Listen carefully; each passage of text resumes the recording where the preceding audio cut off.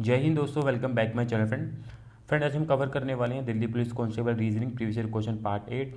इससे पहले मैंने 7 पार्ट करा दिए हैं, तो जिन बच्चों ने नहीं देखा उनके लिए मैं आई बटन और डिस्क्रिप्शन वीडियो लिंक डाल दूंगा, आप वहाँ से क्लिक करके अपने क्वेश्चन कवर कर सकते हैं।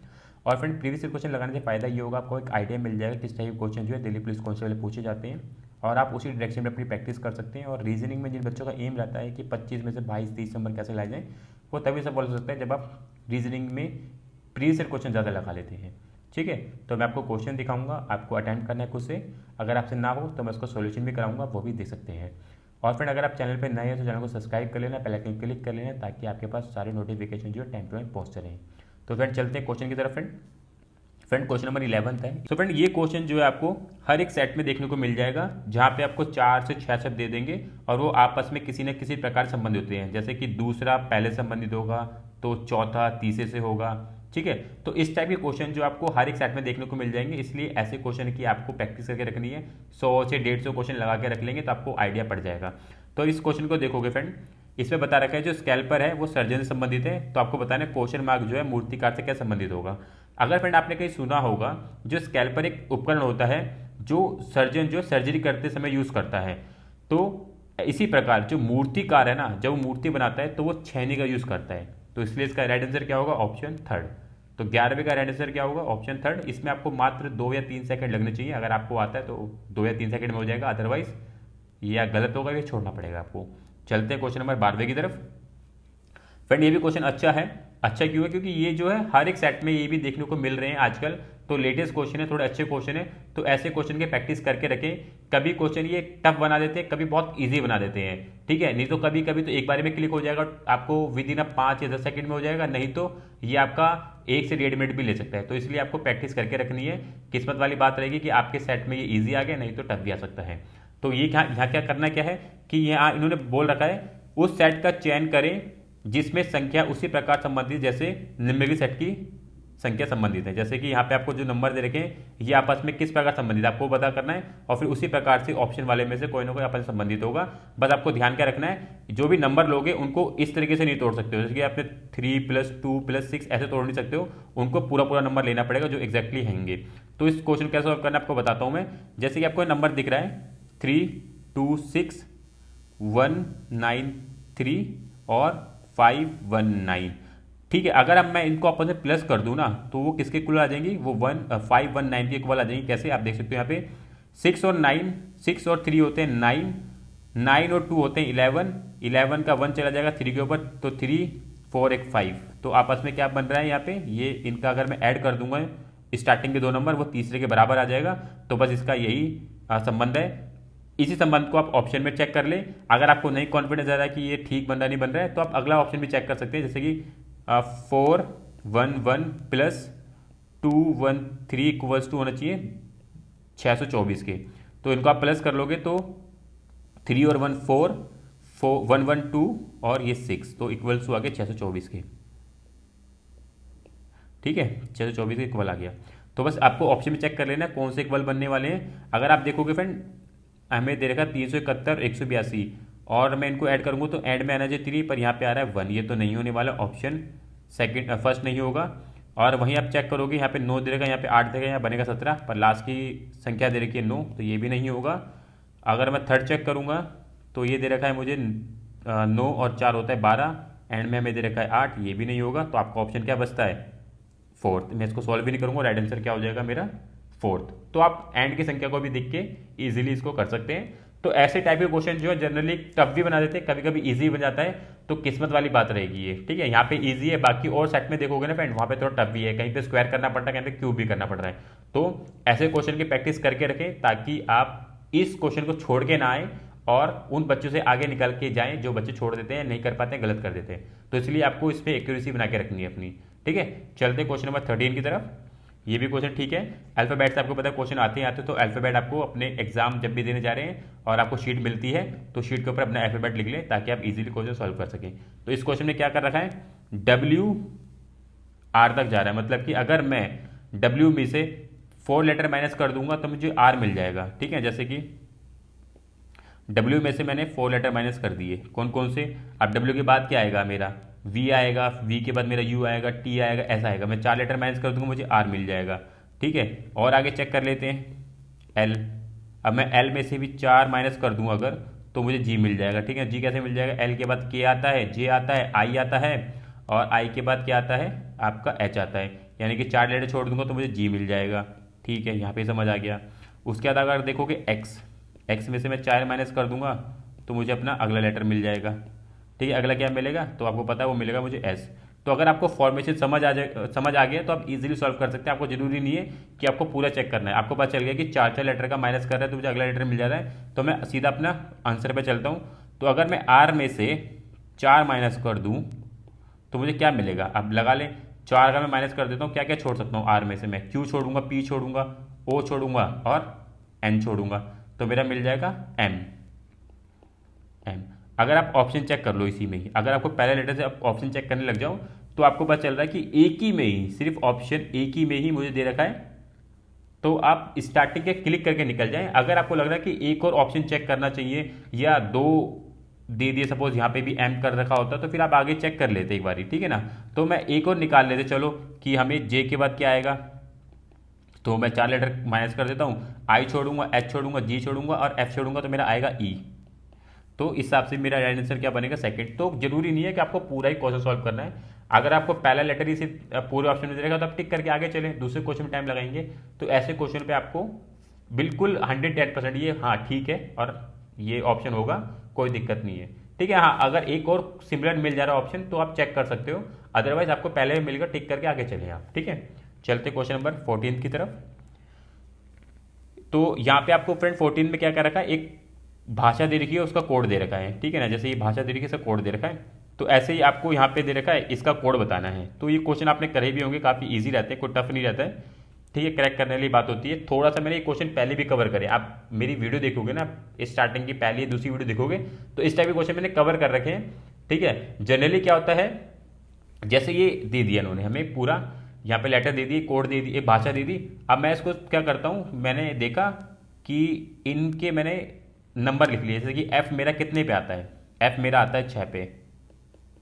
ठीक है, जी आई मेरा आता है 9 पे, आई मेरा आता है 9 पे, जी मेरा आता है 7 पे, एच मेरा आता है 8 पे और टी मेरा आता है 20 पे।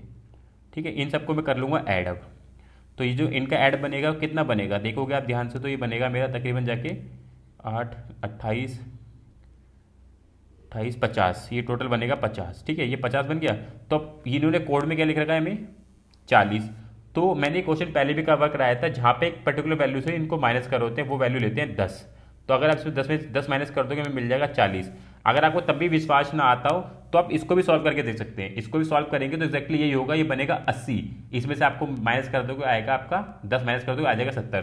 ठीक है, यहाँ मैं सॉल्व नहीं करूँगा, टाइम ज़्यादा लग जाएगा, वीडियो ज़्यादा बड़ी होती है हमारे, पर इसका एक्जैक्टली यही बनेगा, इसलिए करेक्ट जाके इसको भी हम करेक्ट करेंगे। आप अगर देखोगे ना, सी जो है हमारा आता है 3 पे, आर आता है हमारा 18 पे और ए आता है हमारा 1 पे, फिर से सी आता है 3 पे और के आता है हमारा 11 पे। ठीक है ना, इन सबको मैं ऐड कर लूँगा तो टोटल कितना बनेगा आप देखोगे तो 11 और सॉरी 18, 21, 22, 22 और 3, 22 और 3 25 और 11 36, 36 में 10 माइनस कर दूंगा तो मेरा आएगा 26। तो आंसर क्या बनेगा, राइट ऑप्शन 4। तो ये जो होता है टाइप के मैंने क्वेश्चन करा रखे हैं, जहाँ पे ये एक पर्टिकुलर नंबर से पहले सभी जो लेटर्स होते हैं उनका एक्चुअल नंबर ले लेंगे, कौन सा लेटर कितने पता वो नंबर ले लेंगे, उन सबका ऐड कर लेंगे या उनमें से कोई पर्टिकुलर नंबर माइनस कर देंगे, या उसमें कोई ऐड भी कर सकते हैं, जरूरी माइनस करते हैं, उसमें ऐड भी कर सकते हैं। तो आप मेरी वीडियो देख लेना, उसमें मैंने सारे क्वेश्चन जो है कवर कर रखे हैं। ठीक है, तो इसका भी आपको आइडिया मिल जाएगा, टफ नहीं होता, ईजी होता है, कोई दिक्कत नहीं होगी सॉल्व करने में। ठीक है, चलते हैं क्वेश्चन नंबर 15 की तरफ। फ्रेंड 15 क्वेश्चन काफ़ी अच्छा है, अच्छा इसलिए क्योंकि इसके अंदर जो ऐसे क्वेश्चन जो होते हैं ना आकृति वाले, जहाँ पे कुछ भी मोड़ मार के या किसी तरीके का भी आकृति का फॉर्मेशन बनाते हैं, फिर वो आपस में किस तरीके से रोटेट होती है, इस टाइप के क्वेश्चन थोड़े टफ हो सकते हैं। अगर टफ क्यों हो सकते हैं, क्योंकि टाइम कम होता है जब आप एग्जाम देने जाते हो, तो वहाँ पे क्या होता है, अगर आपका फोकस थोड़ा सा ही बिगड़ेगा और टाइमिंग का प्रेशर रहता है एक तो है ही, तो उस चक्कर में क्वेश्चन गलत होने के चांस हो सकते हैं। अगर आप नहीं ध्यान से देखा, आपने नहीं फोकस से देखा तो डेफिनेटली गलत हो जाएंगे। आप देखो इस क्वेश्चन को करना कैसे है, इसके अंदर फ्रेंड क्या है, हमें एक श्रृंखला दे दी है और आकृति दे दी है। ठीक है ना, वो एंटी क्लॉकवाइज घूम रही है 45 डिग्री पे, ये सब क्या घूम रही है, एंटी क्लॉकवाइज। आपको पता है एंटी क्लॉकवाइज क्या होता है, ऐसे उल्टा घूमना, मतलब कि घड़ी जो होती है हमारी क्लॉकवाइज चलती है, पहले एक 11 एक फिर 2 फिर 3 4, पर यहाँ पे 11 उल्टा घूमेगी घड़ी, ऐसे चलेगी इस तरीके से। पहले अगर 12 है तो 11 पे जाएगी, फिर 10 पे आएगी, फिर 9 पे आएगी, इस तरीके से। तो एंटी क्लॉकवाइज यहाँ पे जो है, जो ये आपको करती दे रखी है, ये घूम रही है, श्रृंखला जो घूम रही है उस तरीके से। एक चीज़ें क्लियर हो गई।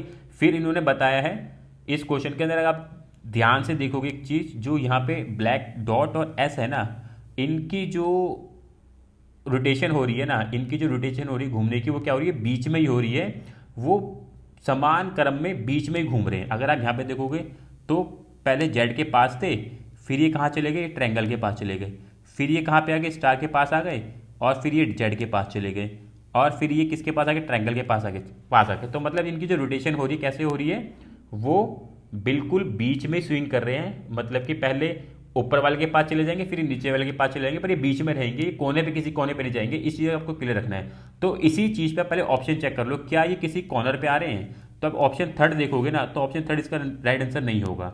ठीक है, ऑप्शन थर्ड में क्या हो रहा है, जो ब्लैक वाला सर्कल है वो कहाँ पे चला, डॉट जो है कहाँ चला जा रहा है, वो कोने पे आ गया। हमारे से ये आंसर इसका नहीं होने वाला है। ठीक है, और इसमें अगर एक चीज़ और ध्यान से देखोगे आप, तो आपको दिखेगा जो एंड में जो संख्या लिखी गई है, जो एंड में जो संख्या दिख रही है, या कोई भी आपको लेटर दिख रहा है, उसमें क्या हो रहा है, वो रोटेशन उसका देखोगे ना सिमिलर हो रहा है। मतलब कि स्टार्टिंग के 2 राउंड पे वो सेम रहेगा, फिर वो कहाँ चला जाएगा, बीच में चला जाएगा।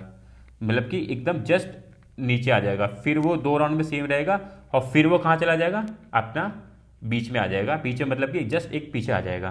तो यहाँ पे एक चीज़ और आपको समझ आ चुकी है। पहली कि हमारा जो इसका फॉर्मेशन होगा, मैं 5 वाले को फिल कर रहा हूँ, 5 वाले को फिल कर रहा हूँ, कैसे होगा, जो मेरा एस और जो सर्कल है ब्लैक वाला, या डॉट बोलूँ ब्लैक वाला, वो कहाँ आएगा, मेरा ऐसे आ जाएगा, इस तरीके से आ जाएगा। ये चीज़ समझ आएगी। यानी कि आप इस चीज़ को पहले चेक कर लो कहाँ का बन रहा है, ऑप्शन चेक कर लेते हैं। यानी कि थर्ड वाला मेरा ऑप्शन नहीं होगा। सेकंड वाले को अगर मैं फर्स्ट वाले को देखूँ, ये देखो यहाँ पे मेरा दिख रहा है, और सेकंड वाले को देखूंगा तो ये मेरा यहाँ पे आ रहा है, जबकि मेरा कहाँ पे आना चाहिए था, यहाँ पे आना चाहिए था। तो इस वाले सेकंड वाला मेरा ऑप्शन नहीं होगा। और आप फोर्थ वाले को देखोगे तो फोर्थ वाले में भी दिख रहा है। ठीक है, एक चीज़ समझ आ गई। अब आप अगर चेक करोगे फर्स्ट और सेकंड में क्या दिखेगा, स्टार, मेरा स्टार कोने कोने पे, फर्स्ट और फोर्थ में स्टार कोने पे आ रहा है। ठीक है, एस और डॉट ब्लैक डॉट जो है जस्ट साइड आ रहे हैं, उनके साइड में लगे हुए हैं। पर जो मेरा जेड होगा ना, जेड मेरा कहाँ पे होगा, जेड मेरा अंदर होगा। तो इसलिए फोर्थ वाला भी नहीं आएगा, आंसर मेरा फर्स्ट होगा, क्योंकि जेड मेरा अंदर आएगा। इस चीज़ को अगर आप समझ लेंगे तो डेफिनेटली आप इजीली कर लेंगे। नहीं तो ये क्वेश्चन थोड़ा सा गलत होने के चांस हो सकते हैं, अगर आप नहीं समझ के कर पा रहे हैं। ठीक है, समझ आया मैंने क्या बोला। मैंने पहली चीज़ बोली आपको, एक बार दोबारा रिपीट करता हूँ। जो ये श्रृंखला में दे रखी है, इस श्रृंखला का जो रोटेशन हो रहा है ना, वो एंटी क्लॉकवाइज हो रहा है, और 45 डिग्री पे ये रोटेट कर रहे हैं। पहले 45 45 45 45 डिग्री पे रोटेट कर रहे हैं, पहली चीज़।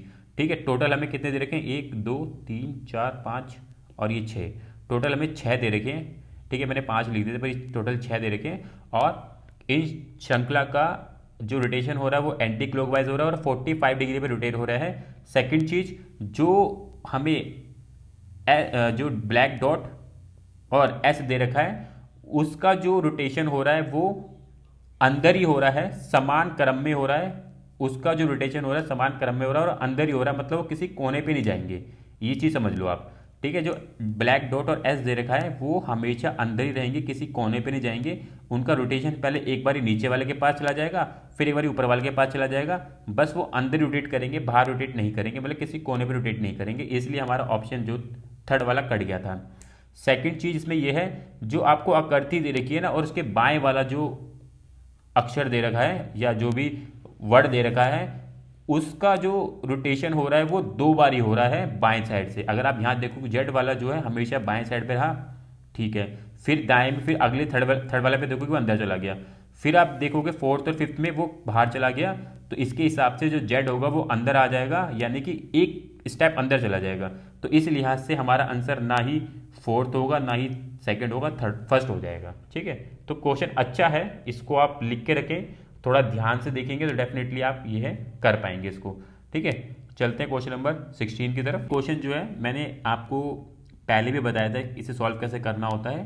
तो इस क्वेश्चन को सॉल्व करते समय आपको एलिमिनेशन का यूज़ करना है। एलिमिनेशन का यूज़ कैसे करना है, अगर मैं आपको बताऊं ऑप्शन फोर्थ, अब मैं स्टार्ट कर दूँ ऑप्शन फोर्थ से, तो अगर मैं ऑप्शन फोर्थ का यूज़ करूं और डिवाइड में यहाँ रख दूं, क्या ये आपस में डिवाइड हो जाएंगे? नहीं हो पाएंगे, क्योंकि हमारी जो वैल्यू जो इक्वल्स टू में दे रखी है वो सिर्फ 2 डिजिट नंबर है, और 2 डिजिट नंबर लाने के लिए हमें क्या करना पड़ेगा, कोई भी पॉइंट में नंबर नहीं चाहिए, हमें एग्जैक्ट नंबर चाहिए। तो इसलिए 54 जो है 20 से डिवाइड नहीं होगा, इसलिए ऑप्शन फोर्थ हमारा आंसर नहीं हो सकता है। ऑप्शन थर्ड की बात करें तो अगर मैं ऑप्शन थर्ड में देखूं, यहाँ 36 के पास उन्होंने मतलब डिवाइड को चेंज करना है मल्टीप्लाई में, तो अगर मैं मल्टीप्लाई की जगह पे मैं लगा दूं डिवाइड, ठीक है, कट जाएगा, यहाँ 9 आ जाएगा। और अगर आप एक चीज़ ध्यान से देखोगे, मल्टीप्लाई हो जाएगा किससे, 9 से 18, और 18 और 20 कितने होते हैं, 18 और 20 38 होते हैं, यहाँ 54 दे रखा है माइनस में, तो कैसे पॉसिबल हो पाएगा? तो इसलिए ये भी पॉसिबल नहीं हो पाएगा थर्ड भी, क्योंकि आप मान लेते हैं कि भैया ऑप्शन थर्ड एक बार को हो सकता है, पर वैल्यू माइनस में बहुत बड़ी है, इसलिए ऑप्शन थर्ड भी नहीं हो पाएगा। क्योंकि अगर मैं ऑप्शन थर्ड को यूज़ भी करने जाता हूं तो -36 कर डिवाइड 36 करूंगा 4 से तो 9 आएगा, और 9 को मल्टीप्लाई करूंगा 2 से 18 आएगा, 18 और 20 38 होते हैं, माइनस की वैल्यू बहुत बड़ी है, हमारे ऑप्शन थर्ड भी नहीं होगा। तो और वहीं पर मैं ऑप्शन सेकंड चेक करता हूं, तो ऑप्शन सेकंड में आपको क्या दिखेगा कि प्लस को मल्टीप्लाई में चेंज करना है और मल्टीप्लाई को प्लस में चेंज करना है, ठीक है। तो 36 36 + 4 हो जाएगा, ठीक है जी, 36 + 4 हो जाएगा, और डिवाइड मेरा एज इट इज़ रहेगा। ये आपको लिखना नहीं, आपको दिमाग में करना है, मैं आपको बता रहा हूँ यहाँ पे ताकि आपको समझ आ सके। और मल्टीप्लाई यहाँ पे 20 हो जाएगा, -54 है, ठीक है, -54 है यहाँ पे, क्योंकि 54 की वैल्यू बहुत बड़ी है माइनस में, इक्वल्स टू में 22 चाहिए, तो ये डिवाइड होकर 2 आ गया, और 20 को मैंने मल्टीप्लाई कर दिया 2 से, तो आया 36 + 40 - 54 = 22। अगर मैं इनको प्लस कर लूँगा तो 76 - 54 = 22, तो ये 22 = 22 आ जाएगा। तो एग्जैक्टली आपको करना क्या होता है, आपको चेक करना होगा कि एलिमिनेशन कैसे हो रहा है, ठीक है ना। एलिमिनेशन आप इजीली कर लोगे तो आप आराम से जो है क्वेश्चन सॉल्व कर ले जाएंगे, तो कोई प्रॉब्लम नहीं होगी आपको, ठीक है। तो इस टाइप के क्वेश्चन को आपको क्या करना है, अगर सपोज जो दूसरे वाला ऑप्शन में फर्स्ट पे दे रखा था, फिर ये ऑप्शन भी चेक करते आप, तो अगर जब इस ऑप्शन को चेक करने जाते तो आपको एक चीज़ ऑटोमेटिकली दिख जाती कि यहाँ पे मैं माइनस लिखूंगा और माइनस की जगह मैं मल्टीप्लाई लिखूंगा, तो ये वैल्यू कितनी बड़ी हो जाएगी, और मुझे सिर्फ 22 ही चाहिए, तो इसलिए आपका ऑप्शन थर्ड भी नहीं हो, फर्स्ट भी नहीं होता हिसाब से। तो एलिमिनेशन करेंगे तो आपको इजीली पता चल जाएगा ऑप्शन थर्ड इसका राइट आंसर होगा। कभी कभी ये बहुत बड़ी वैल्यू भी दे देते हैं, ठीक है। तो इस टाइप के क्वेश्चन को आप एलिमिनेट करेंगे ना, आपको बस देखना पड़ेगा ध्यान से, अदरवाइज अगर एक एक को पुट करेंगे तो फ्रेंड आपका 2-3 मिनट ले जाएगा।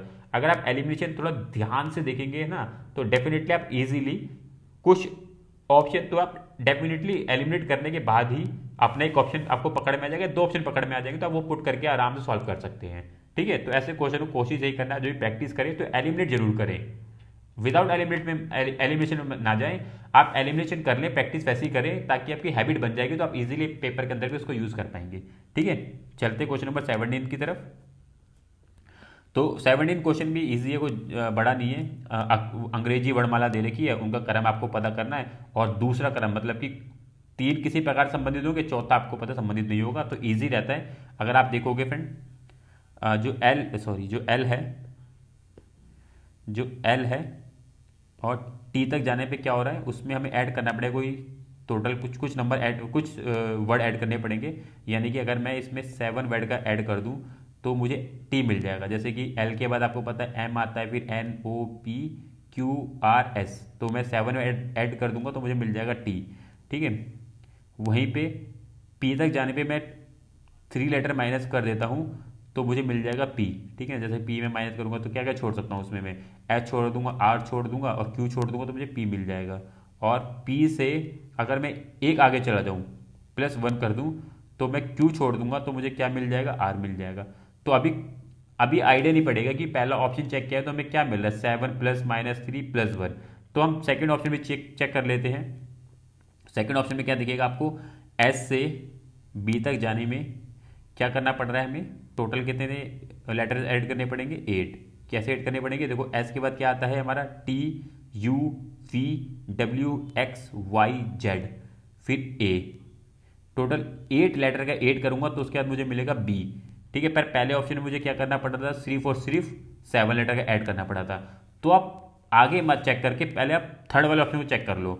इस सिचुएशन में आप थर्ड वाले ऑप्शन को चेक कर लो, अगर उसमें भी कुछ सिमिलरिटी मिल रही है तो आपका ऑप्शन बहुत नियर बाय हो जाएगा। जैसे कि वी से डी तक जाने में क्या करना पड़ेगा, सॉरी डी है ना, डी तक जाने पे क्या है, तो उसमें अगर मैं बताऊं तो वी है, वी के बाद क्या आता है डब्ल्यू, एक्स, वाई, जेड, ए, बी, सी, यानी कि +7 लेटर कर दूंगा तो मुझे डी मिल जाएगा अगला लेटर ही।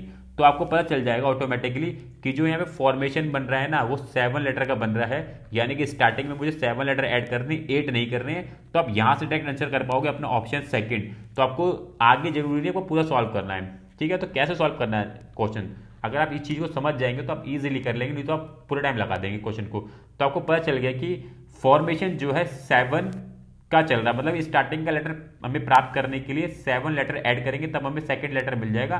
पर आप सेकंड ऑप्शन में देखेंगे वहां पे 8 लेटर ऐड करने पड़ रहे हैं तब हमें सेकंड लेटर मिल रहा है, इसलिए इसमें जो भिन्न है, जो अलग है, वो है हमारा सेकंड। तो 17 का राइट आंसर होगा सेकंड, ठीक है। तो इतना ही करना है आपको, पूरा सॉल्व नहीं करना है। हमेशा ध्यान रखिए आपके पास टाइम कम होता है तो उसमें अपने आपको मैनेज करना सीखिए, कैसे आपको पेपर सॉल्व करना है और कैसे एक्यूरेसी लानी है, जहाँ पे आपकी एक्यूरेसी जो 90-95% तक रहे, ठीक है। चलते क्वेश्चन नंबर 18 की तरफ। ये भी श्रृंखला का मतलब अल्फाबेट का लेटर है, अंग्रेजी वर्णमाला का लेटर है, पर इसके अंदर आपको बताना है कि किस तरीके से ये फॉर्मेशन कंप्लीट होगा। जो क्वेश्चन मार्क देगा वहाँ पे कैसे अगला लेटर बनने वाला है। तो हम इसको सॉल्व करते हैं। अगर आप देखोगे ध्यान से, डी से जी तक जाने पे मुझे क्या करना पड़ रहा है, ई और एफ, 2 लेटर प्लस कर रहा हूँ तो मुझे जी मिल जाता है। जी के बाद मैं आगे जाता हूँ तो मुझे जे तक जाने के लिए क्या करना पड़ेगा, 2 लेटर का और ऐड करना पड़ेगा। एक फॉर्मेशन बन रहा है 2 लेटर का, यानी कि एच और आई छोड़ देता हूँ तो मुझे जे मिल जाएगा।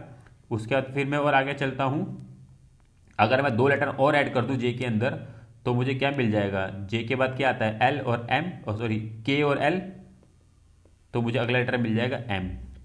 ठीक है जी, मेरा पहला लेटर स्टार्ट हुआ एम से।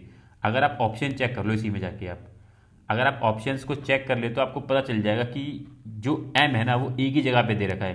तो आपको जरूरी नहीं कि पूरा लेटर ही सॉल्व करना है ना, आपको जरूरी कोई कि पूरा लेटर आप पूरा ही सॉल्व करें। आपको पता चल गया ऑप्शन फोर्थ के अंदर ही सिर्फ एम दे रखा है, ठीक है। अगर आपको 2 जगह एम दे रखा हो तो आप आगे सॉल्व कर लेते, ठीक है। इसके आगे लिखने की जरूरत नहीं है क्योंकि वो आपको दे ही रखा है यहाँ पे कि 2 लेटर का ऐड है, दिख ही रहा है। तो 2 लेटर का फॉर्मेशन चल ही रहा है, ठीक है। ये पी है, इसमें भी 2 लेटर का ऐड है, ठीक है। अगर आपको नहीं विश्वास हो रहा है कि गलत होने के चांस है तो आप और आगे चेक कर लो, अगला भी फॉर्मेशन चेक कर लो। आई जो है, आई में आप 2 लेटर ऐड कर दो तो क्या मिलेगा आपको, एल ही मिलेगा, ठीक है ना। आई के बाद क्या, जे और के छोड़ोगे तो एल ही मिलेगा।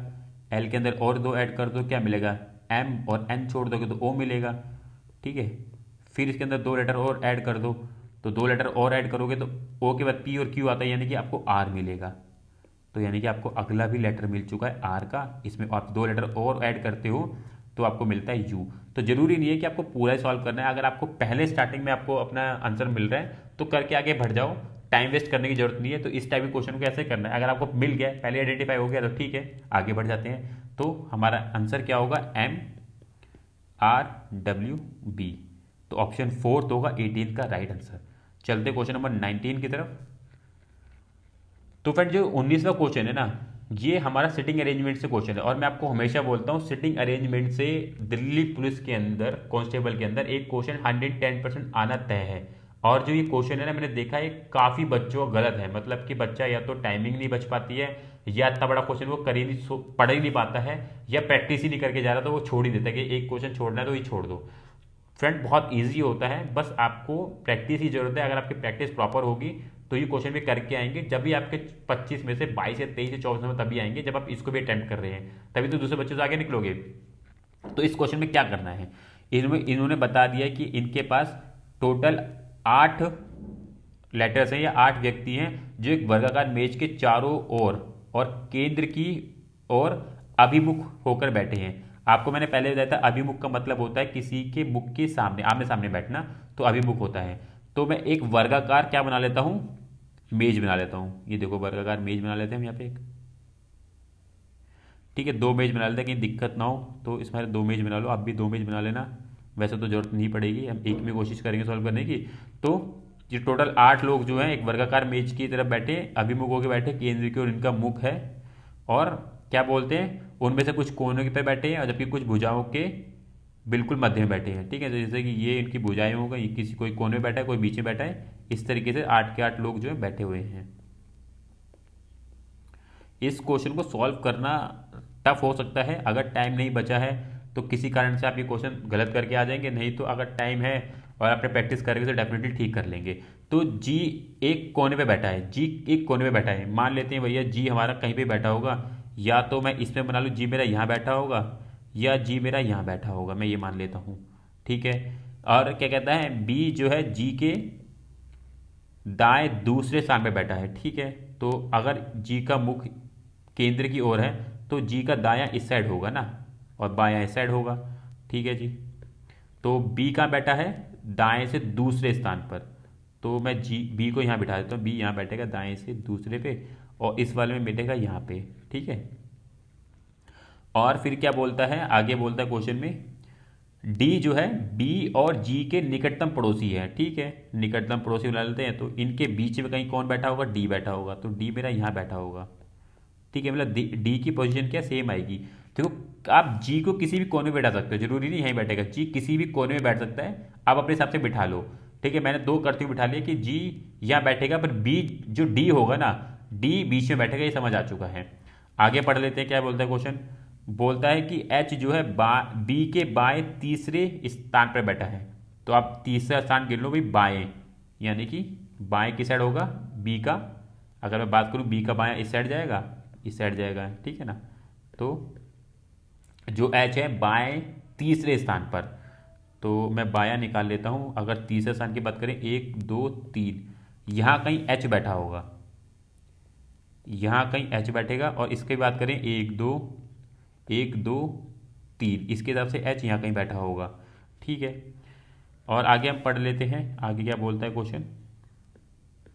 आगे क्वेश्चन बोलता है ई और बी के बीच ठीक दो व्यक्ति बैठे हैं। ई और, अगर आप देखोगे ई और बी के बीच ठीक दो व्यक्ति बैठे हैं। ई कहाँ बैठा है ये हमें पता नहीं है, पर ई और बी के बीच में कितने व्यक्ति बिठाने हैं, हमें दो व्यक्ति बिठाने हैं। अगर मैं ई को यहाँ बिठाऊं तो क्या दो व्यक्ति बैठ पाएंगे, नहीं बैठ पाएंगे, यानी कि यहाँ नहीं बैठने वाला है हमें, क्योंकि दो व्यक्ति बिठाने हैं।